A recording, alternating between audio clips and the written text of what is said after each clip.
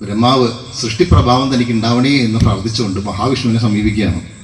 മഹാവിഷ്ണു തൻ്റേത് തന്നെയായ ഒരു അപൂർവമായ ഒരു പാതാളാഞ്ജന ശിലയിലുള്ള ഒരു വിഗ്രഹം നൽകുകയാണ്. ശംഖുചക്രം ഗദാപത്മം ധരിച്ചത്, 4 കൈകളോടുകൂടിയത്. അതുകൊണ്ടാണ് ചതുർബാഹു എന്ന് പറയുന്നത്. ഈ 4 കൈകളോടുകൂടി ആ വിഗ്രഹം ബ്രഹ്മാവിന് സമ്മാനിച്ചു. ബ്രഹ്മാവ് അത് പ്രശനിക്കും സുതപസ്സിനും സമ്മാനിച്ചു. സുതപസ് ആ വിഗ്രഹം ആരാധിച്ച് അദ്ദേഹത്തിന് ഒരു പുത്രനുണ്ടായി. അതിനുശേഷം അടുത്ത യുഗത്തിൽ അദ്ദേഹം കശ്യപനും അതിഥിയുമായി ജനിക്കുകയാണ്. കശ്യപനും അതിഥിയായി ജനിച്ചപ്പോഴും ഇതേ വിഗ്രഹം പൂജിക്കാൻ അവർക്ക് ഭാഗ്യം സിദ്ധിച്ചു. അന്ന് ഒരു യാഗത്തിന് വേണ്ടിയിട്ട് ഒരു പശുവിനെ വേണമായിരുന്നു. ആ പശുവിനെ കശ്യപൻ വരുണൻ്റെ തൊഴുത്തിൽ നിന്ന് മോഷ്ടിച്ചു എന്ന് തന്നെ പറയാൻ കൊണ്ടുവന്ന് യാഗത്തിനായി കെട്ടി. ഇതറിഞ്ഞ് അദ്ദേഹത്തിന് ആ ചെയ്ത തെറ്റിന് ഒരു ശാപമുണ്ടായി, ഒരു ഗോപാലകനായി ജനിക്കട്ടെ അടുത്ത ജന്മമെന്ന്. അങ്ങനെയാണ് അദ്ദേഹം പിന്നത്തെ യുഗത്തിൽ, ദ്വാപര യുഗത്തിൽ വസുദേവരായിട്ട് ജനിക്കുന്നത്. അതിഥി ദേവകിയായിട്ടും ജനിക്കുന്നു. അങ്ങനെ ഭഗവാന്റെ ജനനം ഈ മാതാപിതാക്കളിലുണ്ടായി. അപ്പോൾ അദ്ദേഹം അന്ന് തപസ് ചെയ്തതനുസരിച്ച് 3 ജന്മത്തിലും ഭഗവാൻ ഇവരുടെ മക്കളായി ജനിച്ചു. 3ാമത്തേതാണ് ശ്രീകൃഷ്ണ പരമാത്മാവ്. 5257 വർഷങ്ങൾക്ക് മുമ്പുള്ള കഥയാണത്. ശ്രീകൃഷ്ണ ഭഗവാൻ ജനിച്ചത് അന്നാണ്. അപ്പോൾ അതിനുശേഷം ഈ വിഗ്രഹം ദ്വാരകാപുരി ഉണ്ടാക്കിയ സമയത്ത് ശ്രീകൃഷ്ണ ഭഗവാൻ തന്നെ ദ്വാരകാപുരിയുടെ നടുക്ക് ഒരു ക്ഷേത്രം ഉണ്ടാക്കി അവിടെ പ്രതിഷ്ഠിച്ചു. ഭഗവാൻ തന്നെ അവിടെ പൂജ ചെയ്യുന്ന വിഗ്രഹമാണ്.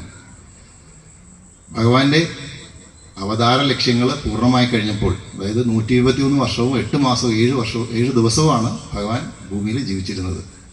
കൃഷ്ണ അവതാരത്തിൽ അവതാരോദ്ദേശം പൂർണ്ണമായപ്പോൾ അദ്ദേഹം യാദവരുടെ തമ്മിത്തല്ലും അവരുടെ അഹങ്കാരവും എല്ലാം കൊണ്ട് കുലം മുടിയുമെന്ന് ഉറപ്പായപ്പോൾ ഭഗവാന്റെ സ്വർഗാരോഹണ സമയത്ത് ഉദ്ധവരെ വിളിച്ചിട്ട് ഭഗവാൻ പറയും, ദ്വാരകാപുരിയുടെ നടുക്കിരിക്കുന്ന ആ വിഗ്രഹം എടുത്ത് ഭൂമിയിൽ മാനവരാശിക്ക് ഉപകാരപ്പെടുന്ന ഒരു സ്ഥലത്ത്, ഏറ്റവും ശ്രേയസ്സായിട്ടുള്ള സ്ഥലത്ത് കൊണ്ട് പ്രതിഷ്ഠിക്കണം. കലികാലത്തിൽ മാനവരാശിക്ക് അതൊരു ആശ്രയസ്ഥാനമായിരിക്കും. അതിനുവേണ്ടി അതുകൊണ്ട് പ്രതിഷ്ഠിക്കാൻ പറയുന്നു. ഉദ്ധവര് ദേവഗുരുവായ ബൃഹസ്പതിയെ കാണാൻ ചെല്ലുമ്പോഴേക്കും ദ്വാരക കടലിനടിയിലായി. കടലിൽ ഒഴുകി നടന്ന വിഗ്രഹം ദേവഗുരു തൻ്റെ ശിഷ്യനായ വായു ഭഗവാന്റെ സഹായത്തോടെ വീണ്ടെടുക്കുന്നു. അതിനുശേഷം ഭൂമിയിൽ ഇത് എവിടെ പ്രതിഷ്ഠിക്കണം എന്നറിയാൻ വേണ്ടി ഇങ്ങനെ അന്വേഷിച്ച് നടക്കുമ്പോൾ പാർവതി പരമേശ്വരന്മാരെ ഒരു വനാന്തരത്തിൽ വെച്ച് കാണാനിടയായി. ഇന്ന് ഗുരുവായൂരിരിക്കുന്ന ക്ഷേത്ര സ്ഥലത്ത് അവിടെ ഒരു സ്വയംഭൂ ശിലയിൽ ഭഗവാൻ ചൂണ്ടിക്കാണിച്ചിട്ട് പറഞ്ഞു, ഇവിടെ ഇരുന്നാണ് ഞാൻ ദേവകൾക്ക് ഗീത ഉപദേശിച്ചു കൊടുത്തത്. ഇത് വിഗ്രഹം പ്രതിഷ്ഠിക്കാൻ ഏറ്റവും ഉത്തമമായ സ്ഥലം ഇത് തന്നെ എന്ന് പറഞ്ഞു. അങ്ങനെ ദേവഗുരു ആ ശിലയിൽ നിന്ന് ശൈവ ചൈതന്യം ആവാഹിച്ച് 2 കാതം വടക്കോട്ട് നീക്കിയിരുത്തി. അതാണ് മമ്മയൂർ ക്ഷേത്രം. അതുകൊണ്ടാണ് ഇപ്പോഴും ഗുരുവായൂർ അമ്പലത്തിൽ പോകുമ്പോൾ മമ്മയൂർ ക്ഷേത്രത്തിൽ തൊഴുതാലേ ദർശനം പൂർണ്ണമാകൂ എന്ന് പറയുന്നത്. അതിലെ ഭഗവതി ചൈതന്യം ഇടതുവശത്തേക്ക് നീക്കിയിരുത്തി. അതാണ് ഇടത്തിരുത്തുകാവിലമ്മ. ദേവഗുരുവായ ബൃഹസ്പതിയും വായു ഭഗവാനും തൻ്റെ പ്രാണം കൊടുത്ത് പ്രതിഷ്ഠിച്ച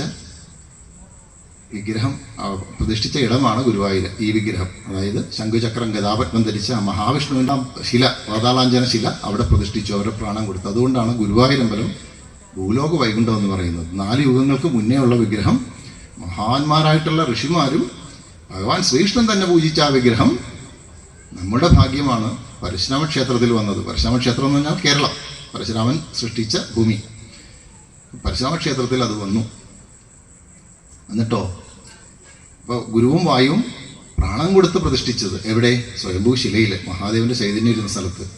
അതുകൊണ്ടാണ് അവിടെ ഇത്രയും ചൈതന്യം. ഏതൊരാളും ആശ്രയസ്ഥാനമായി ഗുരുവായൂർ ചെന്നാൽ അവരുടെ ദുരിതത്തിനൊരു പരിഹാരം ഉണ്ടാവും. പക്ഷേ പൂന്താനം കാണിച്ചു തന്ന പോലെ നമ്മളവിടെ ചെന്നിട്ട് എനിക്ക് അത് വേണം, അതിനുവേണ്ടി പ്രാർത്ഥിക്കരുത്, എനിക്ക് ഇങ്ങനെ വേണം എന്നല്ല പ്രാർത്ഥിക്കേണ്ടത്. നമ്മൾ തന്നെ സമ്പൂർണ്ണമായി ഗുരുവായൂരപ്പന് സമർപ്പിക്കുക. ഗുരുവായൂരപ്പൻ നമ്മുടെ ജീവിതത്തിൽ പല പല അത്ഭുതങ്ങളും നമ്മൾ നടത്തിത്തരും, നമ്മൾ പോലും വിചാരിക്കാത്ത കാര്യങ്ങൾ. എൻ്റെ അനുഭവമാണ് ഞാൻ പറയുന്നത്. ഗുരുവായൂർ അമ്പലത്തിൻ്റെ മഹത്വം പിന്നെയും ലോകം മുഴുവൻ അറിഞ്ഞത്, അല്ലെങ്കിൽ അന്നത്തെ കാലത്ത് കേരളത്തിൽ മാത്രമല്ല ഭാരതഭൂമി മുഴുവൻ അറിഞ്ഞത്, സനാതന ധർമ്മം ഉള്ളിടത്തൊക്കെ അറിഞ്ഞത് എങ്ങനെയാണെന്ന് വെച്ചാൽ, പരീക്ഷത്തിൻ്റെ ഒരു ശാപമുണ്ടായിരുന്നു.